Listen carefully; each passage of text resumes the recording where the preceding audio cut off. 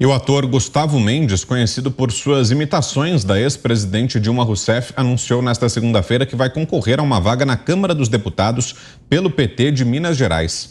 De acordo com Gustavo, o pedido foi feito diretamente por Lula. Nas redes sociais, o humorista costuma publicar diversas críticas ao presidente Jair Bolsonaro e fazer oposição ao seu governo.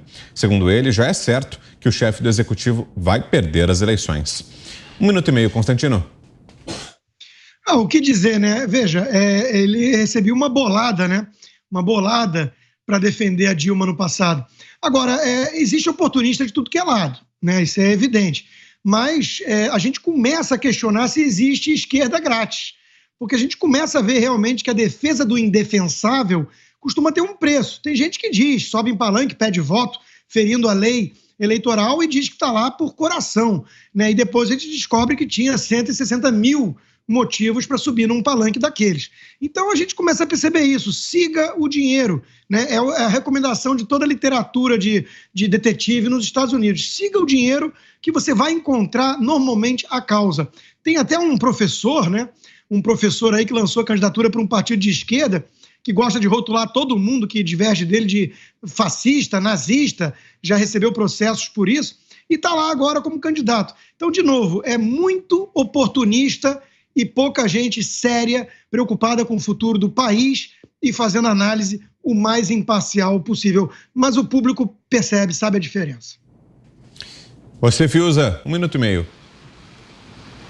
O Gustavo Mendes fazia uma boa imitação da Dilma, era engraçado, eu acho que o texto não era a favor, eu gostava. Agora é isso, é mais um confundindo ali a notoriedade que conseguiu com isso, com essa suposta vocação ou credencial para ser um representante, né? Ele está confundindo isso.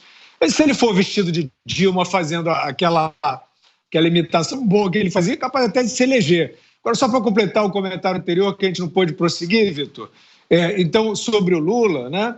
Eu queria só recuperar, então, a pergunta aos justiceiros do Supremo Tribunal Federal que dizem estar agindo contra aqueles que disseminam o ódio, aqueles que propagam atos antidemocráticos. O Lula mandou a sua turma ir para cima de deputado, intimidar deputado nas suas casas. Ele disse exatamente, textualmente isso, vão lá tirar a tranquilidade.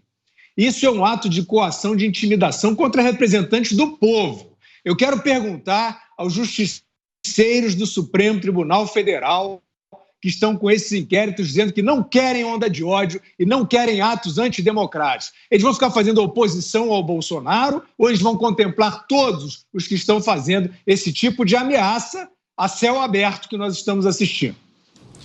1 minuto e meio, Ana. Olha, o interessante disso tudo é que eles surfam na onda Lula, sei lá que onda é essa, nós sabemos que é a onda da corrupção, a onda da agenda do retrocesso, né, das pedaladas. E, no entanto, eles não falam em plataformas políticas, em discussões sobre soluções para o país, eles simplesmente surfam nessa gritaria aí que é o petismo hoje, né? Apenas uma gritaria, nada mais além disso. Se formos olhar a agenda de planejamento para o país, primeiro que na revista Time, o Lula disse que sobre a economia não sei ainda, se eu for eleito, quando eu for eleito, eu vou ver o que eu vou fazer com a economia. O que nós sabemos aí de maneira concreta é revogação de reformas importantes, como a reforma trabalhista, a reforma da Previdência, revogação aí, né, do teto dos gastos, mais Estado, menos liberdade de expressão. Agora, no discurso do rapaz ali que estávamos vendo, difícil não notar atrás ali o cartaz, né? Lula enorme e um Alckmin logo assim abaixo, né, do nome Lula, o que é inacreditável, né? As máscaras realmente foram arrancadas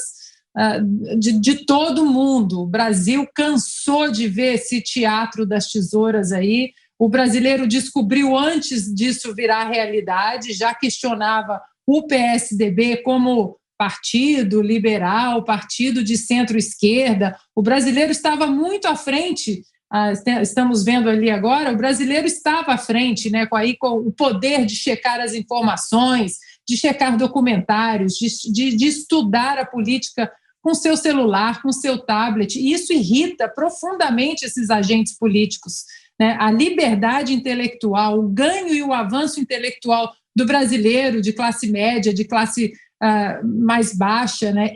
Essa independência intelectual é o que eles mais odeiam.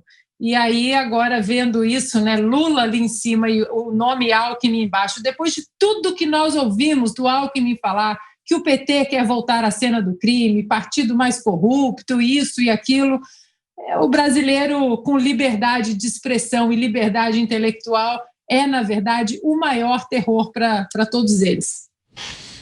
Você, Zé, 1 minuto e meio. Olha, eu gosto do humor. E eu vou te dizer uma história, viu? O humor do Gustavo era bom, exatamente o que falou o Fiuza, né? A gente entendia ali como uma crítica à própria presidente e o seu jeitão Dilma de ser. Então, era bom. Isso é comum falar, né? O bobo da corte era aquele que tinha a coragem e a missão de falar ao rei absolutista, né, as verdades através de humor. E ele era o único que falava certas coisas ao rei, o bobo da corte. E o Gustavo acabou fazendo esse papel, né? A gente pensava que ele estava criticando, mas na verdade ele estava enaltecendo uma Dilma caricata. Se as pessoas soubessem como com esses mamães falês, esses Dilmas, esses tiriricas fazem mal aqui ao Congresso Nacional, ao processo político, às votações, às decisões nacionais, não votariam neles. Eles não têm, ninguém sabe quem que é esse Gustavo, sabe que ele fez humor, de certa forma, num determinado momento ali que a gente até achou que deveria seguir e tal, e que se perdeu, e agora entra na política em busca de ganhar dinheiro, ganhar salário, ganhar exatamente o que ele acha que pode ganhar aqui em termos de participar da Câmara dos Deputados e não exatamente da política. Não tem uma formação política. Essa é a realidade.